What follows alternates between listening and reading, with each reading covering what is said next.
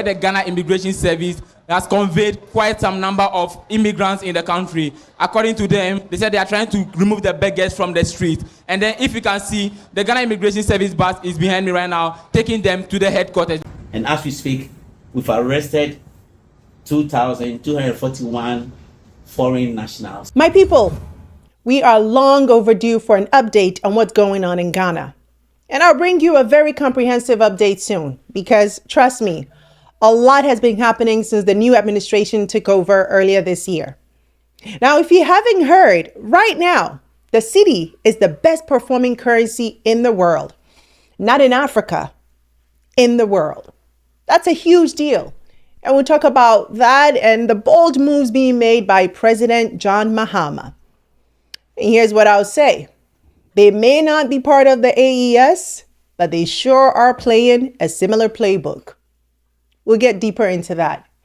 But today, I want us to lean in on something different and perhaps unexpected that's happening in Ghana right now. The government is cracking down hard on undocumented immigrants. Just this past week, they arrested over 2,000 people, loading them onto buses, prepping them for deportation back to their home countries. Now, this is not something you usually see from an African nation, right? But it highlights a much bigger problem that's been swept under the rug for years, the rising migrant crisis across Africa. Of course, this is a problem a united Africa would solve.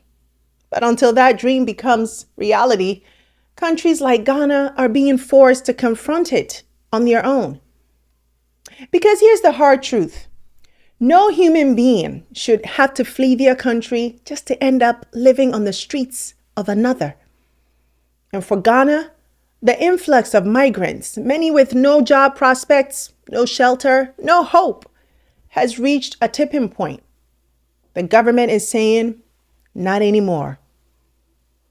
So today on the breakdown, we're looking at why Ghana is suddenly cracking down on undocumented migrants, who these migrants are, where they're coming from, and why Ghana became the destination.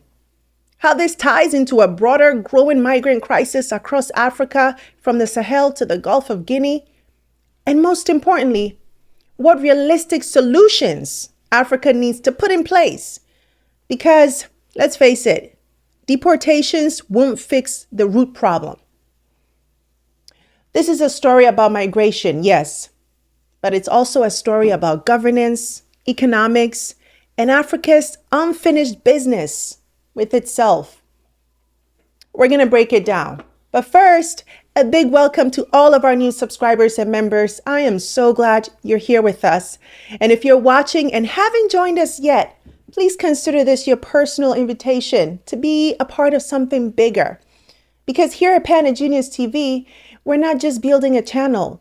We're creating a global home for Black stories that are told with truth, with intention, and with power.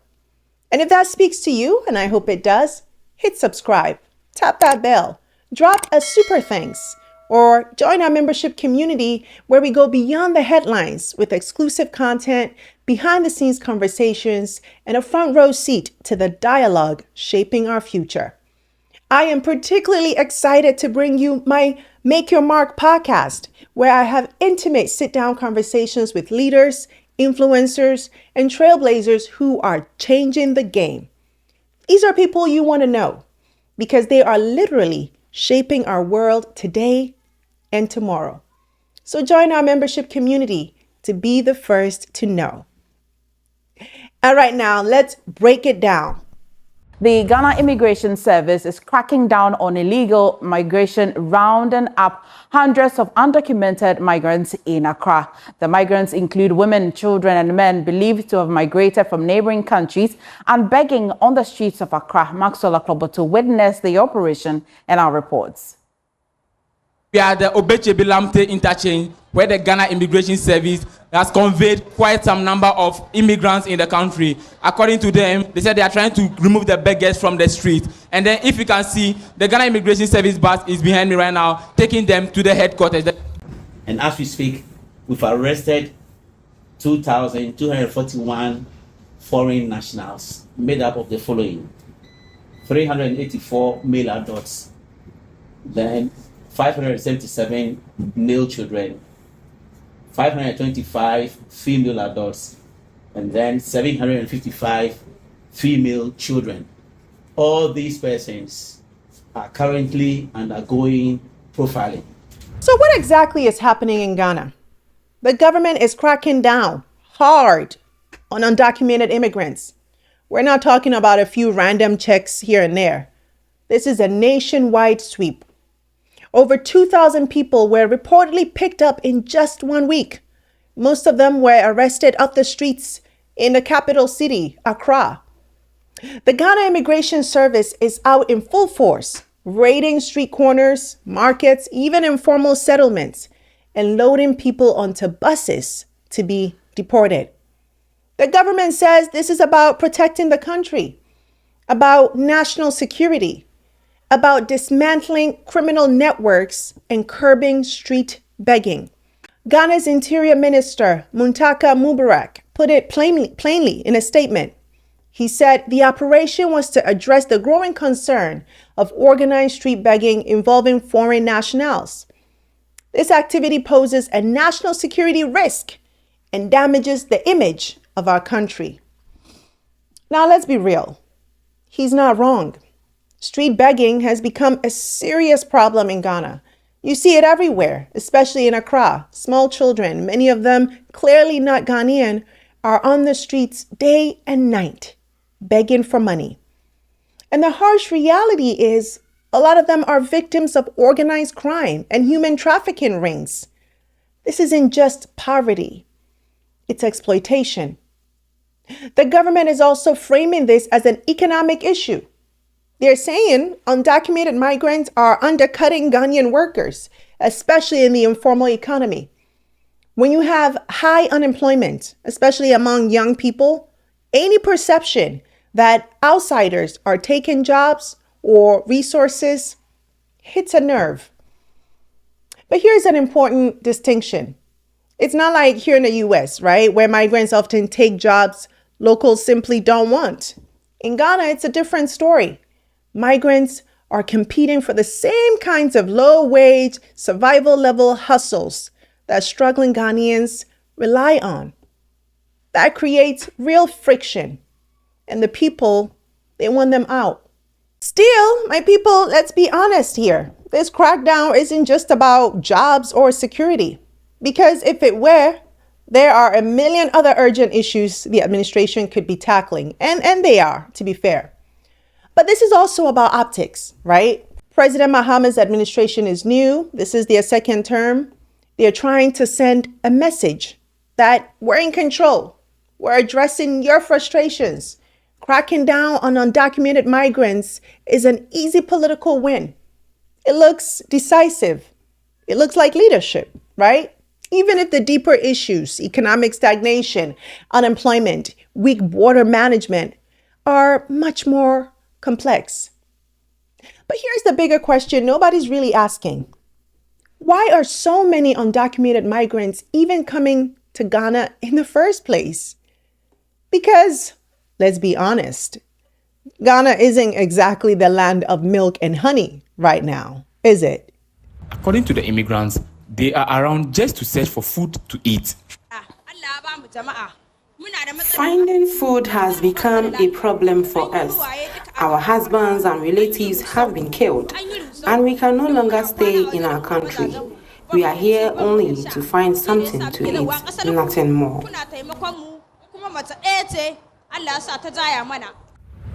So what's bringing people here? Who exactly are these undocumented migrants Ghana is cracking down on? Well, it's a mix, but a large number of them are coming from neighboring West African countries, places like Niger, Mali, Burkina Faso, Togo, Chad, Benin, and even Nigeria.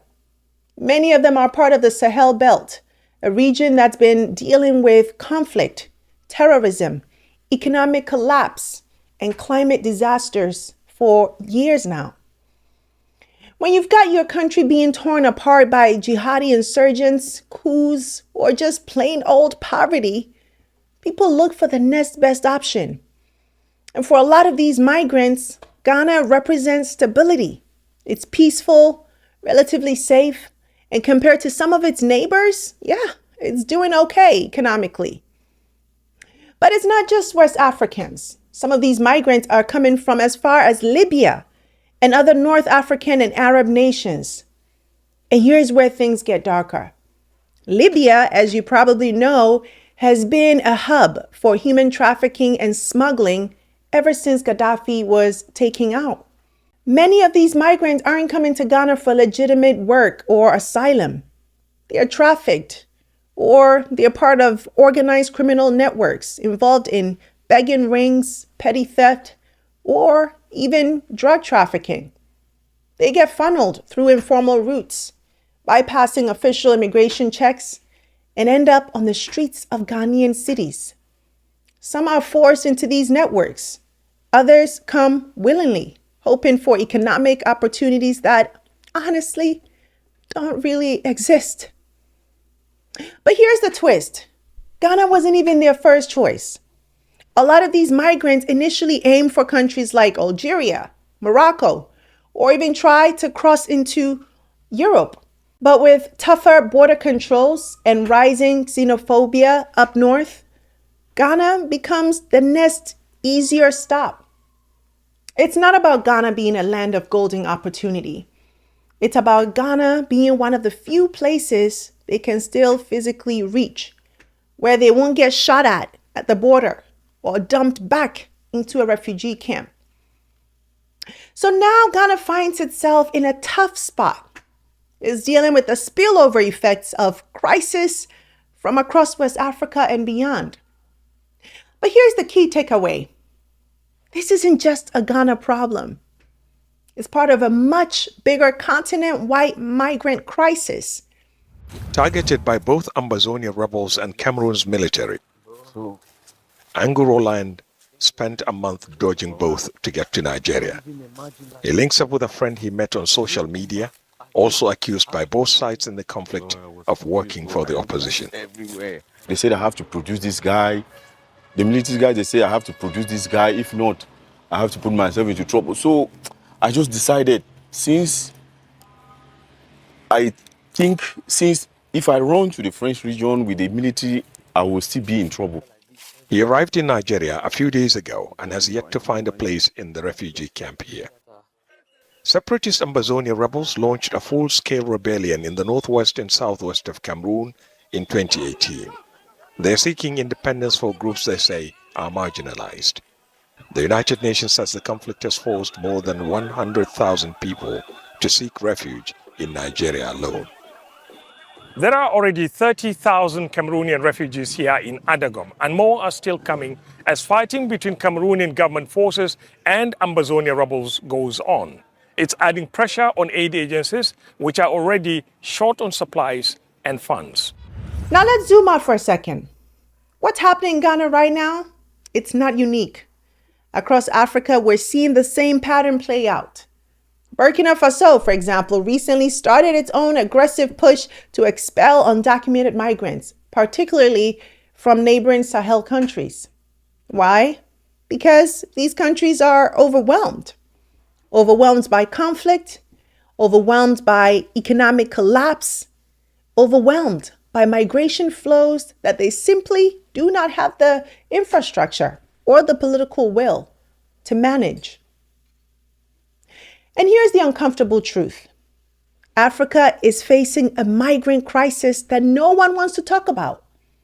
When we hear migrant crisis, we usually think about Africans crossing the Mediterranean into Europe. But long before they get there, they're moving within Africa itself. And the majority of African migrants, they never leave the continent. They move from poorer, less stable countries to slightly better off countries. Countries like Ghana, Ivory Coast, South Africa, Kenya, they become magnets, not because they're perfect, but because they're perceived as safer, more stable, or at least more livable. But this internal migration is creating serious tensions. Think about it. When your own citizens are struggling to find work, to access health care, to get by day to day. It's only natural that resentment builds when you see large numbers of foreigners competing for the same scarce resources. Add to that the rise in organized crime, human trafficking, and informal settlements popping up in urban centers, and suddenly you've got a political powder keg. We also have some Ghanaians that are expressing appreciation to the government and the Ghana Immigration Service for the exercise. And spend the entire day begging for money. They refuse to do any work for themselves. Even our Ghanaian mothers sell water to earn a living. If we're willing to sell water or do any kind of work, we wouldn't have a problem with them. We are truly grateful to the government and the Immigration Service for their efforts. So countries are reacting. Some with crackdowns like Ghana and Burkina Faso. Others by quietly tightening border controls and deporting people without much fanfare. But let's not kid ourselves. These are band-aid solutions. The deeper drivers, conflict, poverty, climate change, weak governance, aren't going anywhere. And unless there's a coordinated continental approach, these migration crises will keep flaring up, country by country, until it becomes unmanageable. But don't worry. You know, we're not ending on a hopeless note. So now let's talk solutions. What could Africa actually do to address the migration crisis, not just chase people off the streets? Because just kicking people out isn't sustainable or humane. First, the biggest, most obvious answer is stronger regional cooperation. And I know we've talked about that a whole lot on this show and our frustrations. You know, Africa's got regional bodies like the African Union, ECOWAS, and the East African Community. And sometimes it just feels like they don't work. But they need to step up and create coherent migration policies that go beyond just border control. This means harmonizing immigration laws, creating legal pathways for migration, and protecting migrants' rights so people aren't forced into underground networks where traffickers thrive. Second, addressing root causes is crucial. Conflict, poverty, climate change. These are the drivers forcing people out. If countries across the Sahel, for example, had more investment in economic development, education, and security, fewer people would feel desperate enough to leave. That means bigger, targeted investment from within Africa itself, not just handouts, but strategic partnerships that build infrastructure, industries, and jobs. Third, there is a need for better urban planning and social services in countries like Ghana. Migrants often end up in informal settlements because there's no affordable housing or social safety net. So governments should develop inclusive policies that integrate migrants into communities, provide access to healthcare, education, and job training, so they're not left vulnerable to exploitation or criminal networks, but actually become active citizens contributing to the growth of the economy.